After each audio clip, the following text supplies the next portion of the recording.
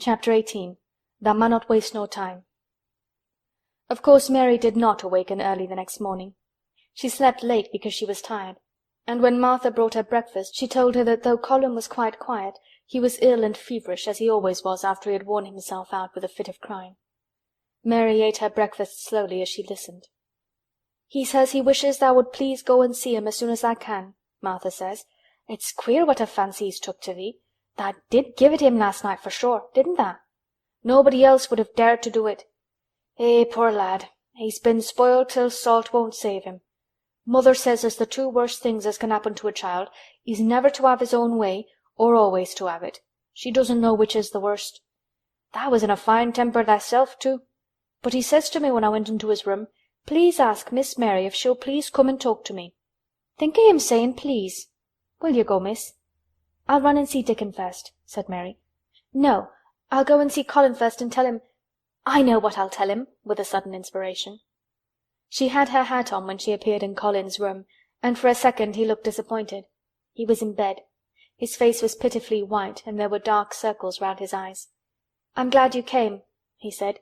"My head aches, and I ache all over because I'm so tired. Are you going somewhere?" Mary went and leaned against his bed. "I won't be long," she said. "I'm going to Dickon, but I'll come back. Colin, it's something about the garden." His whole face brightened, and a little colour came into it. "Oh, is it?" he cried out.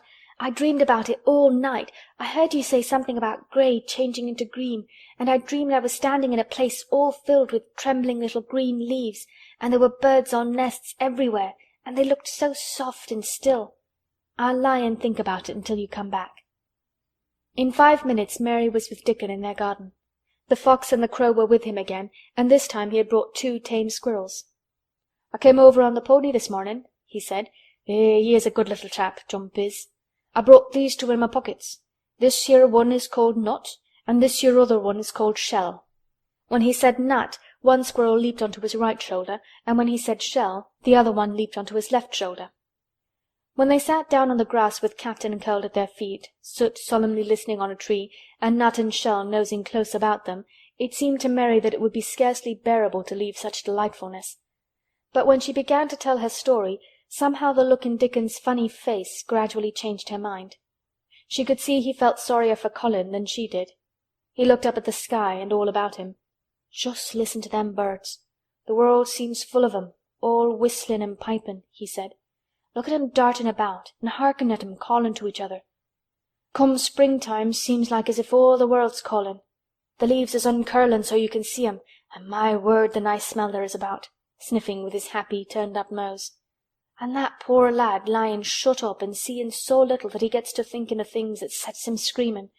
Eh, my, we mun get him out here.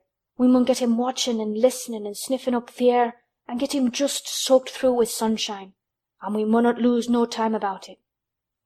When he was very much interested, he often spoke quite broad Yorkshire, though at other times he tried to modify his dialect so that Mary could better understand.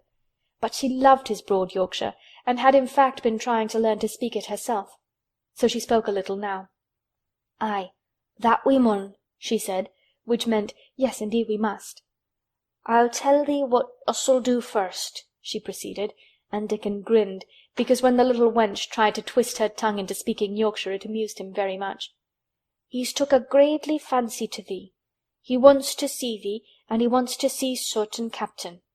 When I go back to the house to talk to him, I'll ax him if tha canna come and see him tomorrow morning, and bring tha creatures with thee, and then, in a bit, when there's more leaves out, and happen a bud or 2, we'll get him to come out, and tha shall push him in his chair, and we'll bring him here and show him everything." When she stopped she was quite proud of herself. She had never made a long speech in Yorkshire before, and she had remembered very well. "Thou mun talk a bit o' Yorkshire like that to Mr. Colin," Dickon chuckled.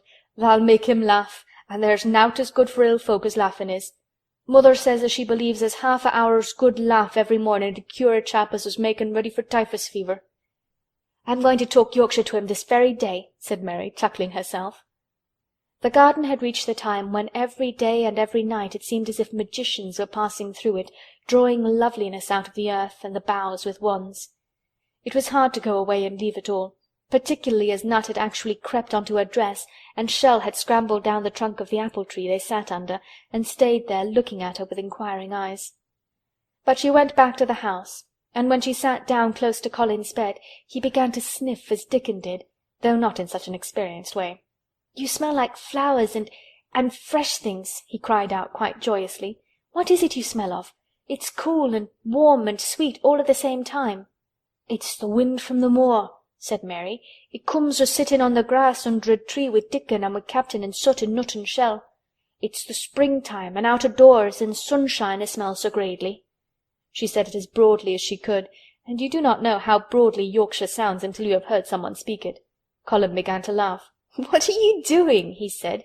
"I never heard you talk like that before. How funny it sounds." "I'm giving thee a bit of Yorkshire," answered Mary triumphantly. "I canna talk as gradely as Dickon and Martha, but tha can see as I can shape a bit. Doesn't tha understand a bit of Yorkshire when tha hears it? And tha, Yorkshire lad thysel, born and bred? Eh, I wonder tha'rt not ashamed of thy face." And then she began to laugh too, and they both laughed until they could not stop themselves, and they laughed until the room echoed, and Mrs. Medlock, opening the door to come in, drew back into the corridor and stood listening amazed. "Well, upon my word," she said, speaking rather broad Yorkshire herself because there was no one to hear her, and she was so astonished. "Whoever heard the like? Whoever on earth would have thought it?" There was so much to talk about. It seemed as if Colin could never hear enough of Dickon and Captain and Soot and Nut and Shell and the pony whose name was Jump. Mary had run round into the wood with Dickon to see Jump. He was a tiny little shaggy moor pony with thick locks hanging over his eyes, and with a pretty face and a nuzzling velvet nose. He was rather thin with living on moor grass, but he was as tough and wiry as if the muscle in his little legs had been made of steel springs. He had lifted his head and whinnied softly the moment he saw Dickon, and he had trotted up to him and put his head across his shoulder, and then Dickon had talked into his ear, and Jump had talked back in odd little whinnies and puffs and snorts.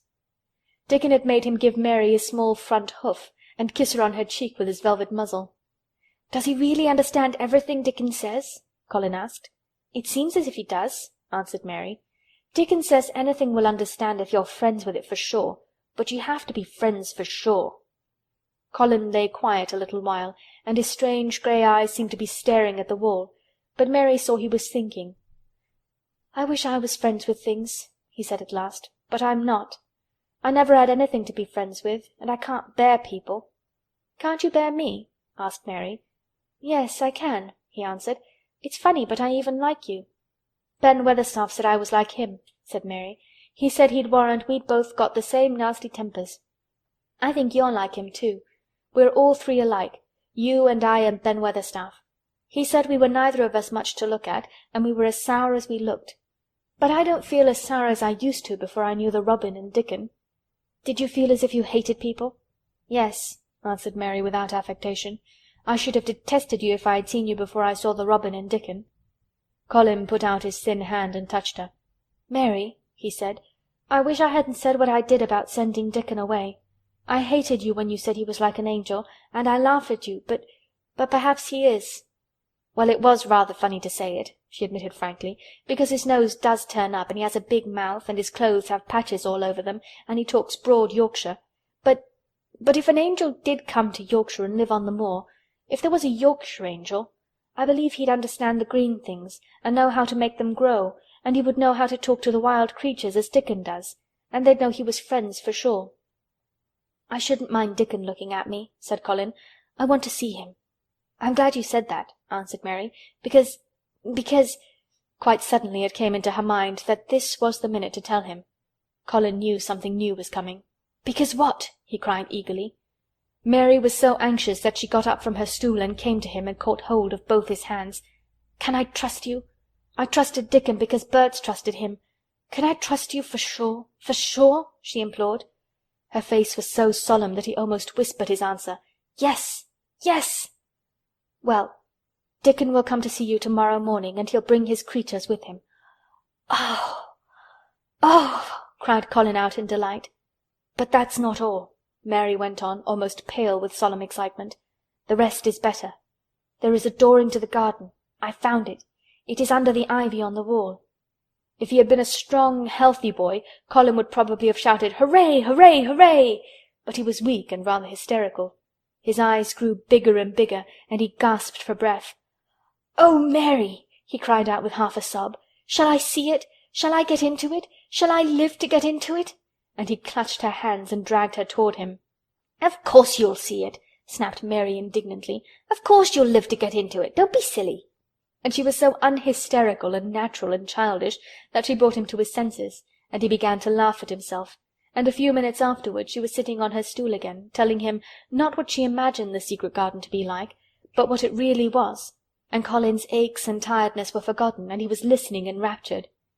"It is just what you thought it would be," he said at last. "It sounds just as if you had really seen it. You know I said that when you told me first." Mary hesitated about 2 minutes, and then boldly spoke the truth. "I had seen it, and I'd been in," she said. "I found the key and got in weeks ago. But I daren't tell you. I daren't because I was so afraid I couldn't trust you for sure." End of chapter 18.